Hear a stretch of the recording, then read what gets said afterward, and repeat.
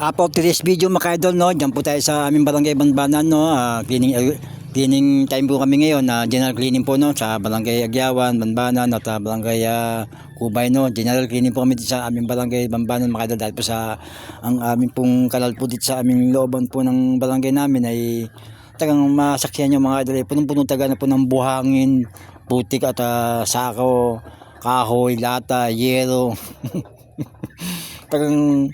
mga idol, kung hindi kayo magbobota ay mahirap naman po yung hindi tayo magbota sabi baka may mga pako dyan o mga yero po, bubog na basag po sa ating irigasyon pag tayo po napilasan ay isa pang problema po natin sa ating katawan at karamdaman at kalusugan mga idol. Alam niyo man ang tubig sa irigasyon namin dito sa aming barangay dahil po matagal nang standby po yung tubig sa kanal, hindi na po nahuhugasan at matagal-tagal din po na taon na hindi namin napakinabangan po yung tubig sa irrigation canal mga idol. So balik po mga idol, kami po nagtipon-tipon dito sa aming area na to para malinisan namin ang aming mga obligasyon po namin sa farmers na aming pagkikilining po sa irrigation canal. Kami po ginagampanan po namin ang aming tungkulin para po hindi man para sa akin, para din sa amin lahat na kami po ay magkatulong-tulong at magkasama-sama sa obligasyon po ng aming gawain mga idol. Ganun po kasimple mga idol. So bali mga idol, yan po ang aming naninisan na area to na aking pinaglinisan at yung iba pong kasama ko dyan sa likod ko ay tagang may area kami mga idol. Yung mga iba naman sa mga kalog mga idol na hindi namin malinisan dahil po sa maputik po at matagal-tagal na rin po yung mga tubig na stock sa kanal, hindi na po malusan ng mga tao dahil po sa may amoy po at may tubig na nanggagaling sa CR at sa lababo at sa CR na pagpapaligo sa mga tao sa malapit sa kanal sa kalog sa bahayan mga idol. So bali po mga idol, pag yan po nalinisan at na magos po ng tubig, yun po madadala na po ng agos po yung mga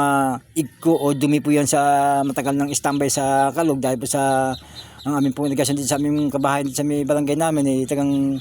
matagal na po hindi nakagalaw at hindi na po nahihipo ng aming mga Farmers Association dahil po sa matagal na kaming nakatenga po yung aming irigasyon ng kanal na hindi naman pasukan ng tubig ng galing po sa barangay Kagbang na dump irrigation namin mga idol. So bali, doon na lang pong area na namin ito ang aming ninisan doon sa kabilang susunod na linggo, doon naman po sa isang area para po continuous na po yung aming paglilinis ng irrigation kanal mga idol. After Sunday again mga idol, sa area po naman kami ng kabahayan na tatlong bahay po ng aming nilinisan, no, dahil po sa mga kalug po o irrigation canal po doon sa akin ng bahay natakpan po ng simento o flooring ng kanilang bahay mga idol. Sa bali ang mangyayari po doon ay padukot-dukot at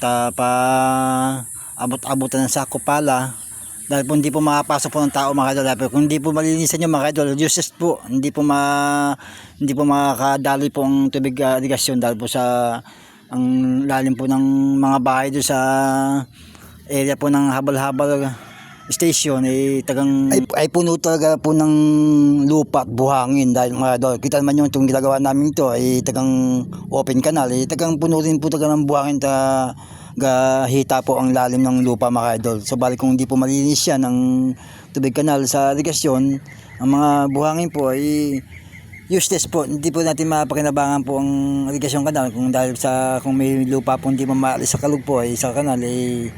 may depending po yung pagdalo ng tubig sa aming irigasyon mga idol. So bali nag-uwi na po ang mga kapartners natin mga idol, no? May pa Saraya at mayroon pong palawod, no, sa barangay Agyawan at barangay Kubay mga idol. So bali nakapirma na po kami ng aming attendance sa kanya-kanya kaming uwian mga idol. Yan po sila mga idol. God bless po, ingat lagi mga idol, masama kayo naroon. Buhay po bisa po.